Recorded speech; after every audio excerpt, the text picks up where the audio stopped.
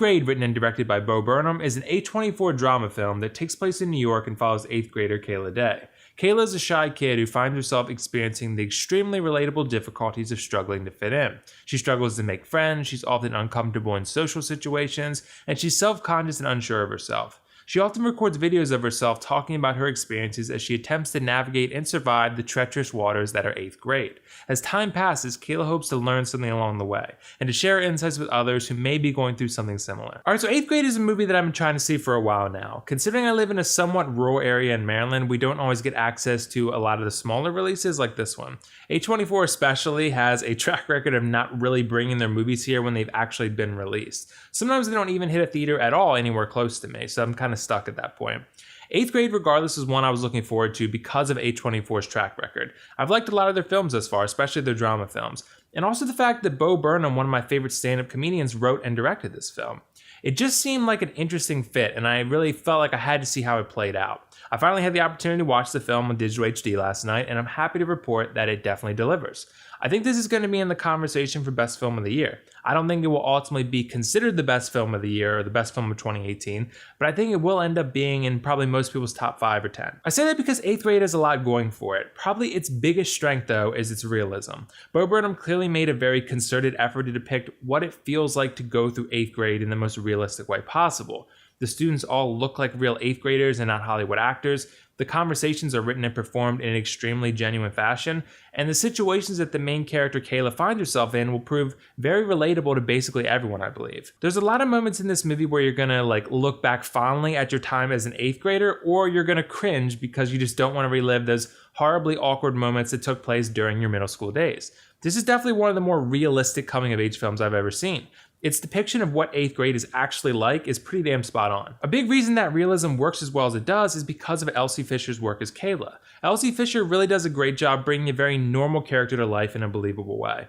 She embodies a character that has relatable aspects to her, a character that we can all empathize and sympathize with because we've been in her shoes in one way or another. She feels insecurity, she feels overwhelmed because of her desire to fit in, she feels like the sky is falling because something goes wrong at school. She desperately wants to fit in with her peers at school, but it doesn't always go super well for her. It usually doesn't, and she thinks there must be something wrong with her.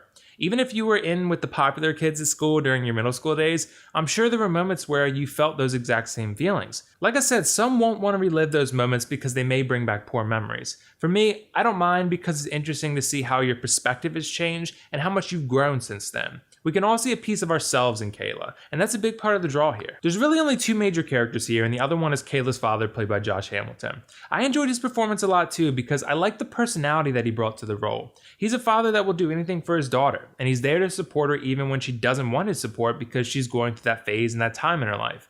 The dynamic between these two is awesome because there's a lot of touching things that happen when Kayla's spirit is broken and her dad is there to help pick her up. This is another element that I think a lot of us could probably relate to as well. Confiding in a parent or a loved one when you feel overwhelmed, and them helping you out when you need it most. This movie is really about being as true and honest as possible. That said, I did feel at various points like the story was meandering its way through its relatable 8th grade moments in a sort of directionless way. At times it does feel like the story itself suffers due to Bo Burnham's choice to create a film that rings as true as possible. This is a mild thing for sure because the balance is definitely pretty well struck overall, but I did feel that sometimes the cohesiveness of the story takes a bit of a hit as the film jumps around from relatable moment to relatable moment a lot. On a more positive note, I loved how the film was shot. I've always admired the way a lot of the A24 movies were shot because I typically find the camera work in their films to be really visually appealing.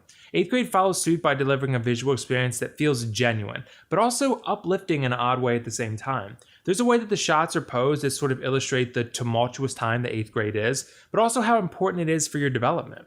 It's a time where Kayla feels a wide range of emotions: sadness, happiness, stress, excitement, and all of these are brought to life through Elsie Fisher's performance and the way in which the shots are composed to elicit those same feelings from the viewer. This is a movie that's very appealing from a visual standpoint, as well as thematically. 8th grade gives you a lot to digest, and it does so in just over 90 minutes. This isn't a long film, but it gets its message across in a relatable and insightful way, which is honestly great for a coming-of-age film like this one. Let's take a look at the pros-cons list. For the pros, I thought 8th grade delivered a relatable, realistic coming-of-age story, 2 great performances from the daughter and her father, excellent cinematography, and strong writing that enhances the realism appropriately.